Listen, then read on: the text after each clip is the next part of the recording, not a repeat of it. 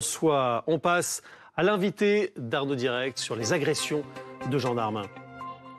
Et notre invité, c'est justement le porte-parole de la gendarmerie, le lieutenant-colonel Erwan Coiffard. Bonjour à vous, installez-vous. Bonjour. Merci de nous rejoindre parce qu'un rapport a donc été publié qui recense l'ensemble des actes d'agression visant les gendarmes et le nombre est en hausse assez marqué. Et c'est une tendance qui se confirme maintenant depuis 10 ans. On en est à pratiquement 9500 actes relancés, soit plus de 25 par jour. Figurez-vous, regardons le détail des chiffres avec nos éclaireurs. Et c'est Fanny Wegscheider qui nous a rejoint. Fanny, quels sont les enseignements donc, dans le détail de ce rapport de l'inspection générale de la gendarmerie nationale? Eh bien, le rapport annuel qui a été publié hier par l'IGGN montre en effet une tendance à l'augmentation des agressions de gendarmes. Regardez, quasiment 9500, vous le disiez, ont été recensés l'année dernière. C'est une hausse de 55% sur la dernière décennie. Si on regarde dans le détail, il y a des agressions physiques et verbales.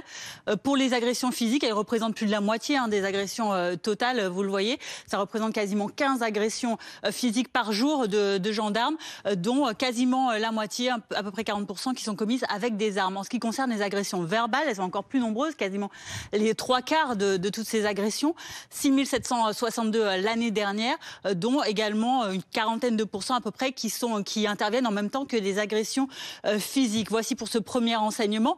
On découvre également, justement, si on fait un focus sur ces agressions physiques, eh bien qu'elles sont en hausse sur un an de 1,6% et qu'elles ont conduit l'année dernière à des blessures pour 3162 gendarmes. C'est quasiment 9 gendarmes par jour qui sont blessés et même au décès de 2 gendarmes. Et si on fait un focus cette fois-ci sur les agressions avec armes, il y a un peu une ambivalence dans ce rapport puisqu'on constate que toutes armes confondues, eh bien les agressions avec armes ont baissé de quasiment 5% en un an.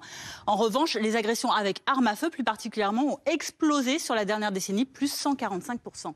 Merci beaucoup Fanny pour tous ces chiffres. Peut-être une précision, le lieutenant-colonel Coiffard, sur le chiffre que vient de nous donner Fanny sur les armes à feu. C'est vrai que l'année dernière était une année un petit peu atypique avec ce qui s'est passé du côté de la Nouvelle-Calédonie. Est-ce que ça suffit à expliquer cette explosion des agressions par armes à feu ?